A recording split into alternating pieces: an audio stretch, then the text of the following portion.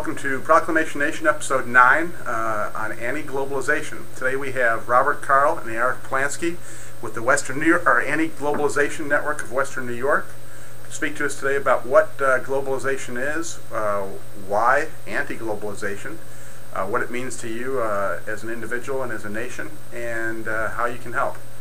Rob, why don't you start us off with telling us what is globalization? Be happy to. Well, dictionary definition of globalization would be a merging of the entire world, every nation becoming one supernation throughout the entire world. And it sounds good on paper. You say world peace, wonderful, right? Problem with that. The people that are pushing this globalization, which are the very same families that control the banks, psychiatry, the medical establishment, media, governments. These people have a lot of influence and they want a world government, and you've got to ask yourself why. What actually winds up happening is they set up these supernations. For instance, the American Union was a plan they had, very similar to the European Union. In that case, Canada, United States, and Mexico would be one large nation. And you say, well, that can't possibly be wrong, right? Well, it turns out it was planned by a group called the Council on Foreign Relations, and in there they wrote that this is good for everyone to have this, and maybe there should be a pseudo-government or unelected group like the Council on Foreign Relations, which wrote the document, and they would harmonize the countries together and tell them what was law. So you think you're living in the United States like we are right now. You think you have these constitutional guaranteed protections. Well, they'll be superseded by this region called the American Union.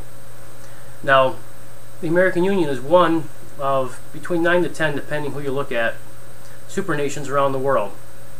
The European Union, you have an African Federation, South Asian, whatever it was, but there would be 10 of them, and all these regions would be controlled by these committees, and they would all harmonize together and have one world government.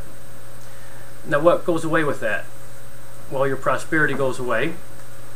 They'll make sure that you live in a certain area. You're now iron workers, and you're going to work for whatever wage we tell you to work for. It's basically world socialism. Let's say our freedoms. Well, now I have to answer to someone in The Hague, the World Court, or some similar court to that, who may have a totally different idea on what my freedoms should be. My freedoms come from God. They don't come from some piece of paper. And this guy here can't tell me what my freedoms are because he didn't give them to me. That in a nutshell is globalization. Want to add that, Eric? I don't know how to add that. I can maybe summarize it. Say that the elite are planning on running the world, and they're going to use us to do it through our lack of knowledge as to their plan in order to monopolize and control the resources around the globe. That's pretty much what they're up to. Their format will be something similar to China's, where you have very socialistic people are starving and the governments don't care. Whatever we think our freedoms are, we can lose them quickly if these people have their way. They desire to really suppress us and oppress us to the point where we don't even think that we're human anymore. And this has been going on for quite a while, hasn't it? I mean, it's not like our freedoms were all of a sudden taken away in one day like they were or in a matter of a few days like they were in Germany, Nazi Germany. They've been eroding our rights and civil liberties for quite some time, haven't they? Yeah, little by little. Their motto is a turtle with a sledgehammer. So, you know, it may take a long time to get there, but when it does, you better have a hard hat, because incrementally, they're going to take more and more every day, and hopefully, like a frog in the water, we're not going to wake up and jump out. If we do, their plan is shot. So our goal right now is to alert the people of the country, alert the people of the world. This is happening. We're doing it in our area, Western New York, and we're trying to get other people in other areas of the country and the world to use the format that we're using, which we find to be the most effective way to do it. Great. And Rob could probably tell you a little bit more about that since he's been with it a little bit. why don't we give the group's website name first? It's www.meetup.com/globalization-78. Very good, yes. Good. That's awesome. And now, Rob, why don't you expound on what your group is all about here? Well, I wanted to add to something Eric just said.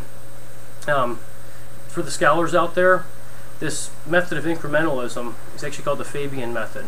There's a group called the Fabian Socialists, and that was their key to have world government to slowly get in. And there's actually two schools of thought on it, and there's another one very similar to the fascist, like the German, Italian. Their method was to do it by war, to take over different regions of the world and have a world government that way. And the Fabian one seems to be the more successful one. Pretty much everyone wants to put down a dictator that's trying to take over the world. They all know that's the bad guy. But it's the ones that sneak up on you. The Fabian method, that's what we have to watch out for. And that comes from within the country rather than from outside. It's an inside attack. It's worldwide from the inside out, correct. Right on. Now, our group, what we do is, one, we're awake to this. We understand their method, and we're combating it. And you may say, well, shoot, lots of groups do that, right? The difference is organization. And a lot of groups will focus on a certain issue. Let's go plaster a campus with videos. Great thing to do. But you're not going to win the war that way. Another group will say, let's find lawful methods to go at these people. Also very effective. But it can be countered when that's all you're doing. And it's like a boxer. And I'll demonstrate here. Boxer's got a left jab, and he jabs. Well, that's great. But that's all he's got. He does it again, and again, and again. Well, sooner or later, you're going to figure out how to counter that. He starts throwing some change-ups in there, right? He goes in, comes around with a hook.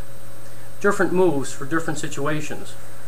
And our group, we have 14 divisions. 7 are support, 7 are activities of some sort or another. And with this, we put all these different groups together, different interests, wherever you happen to like is where you wind up. And we coordinate in a campaign, and now we have some kind of effect.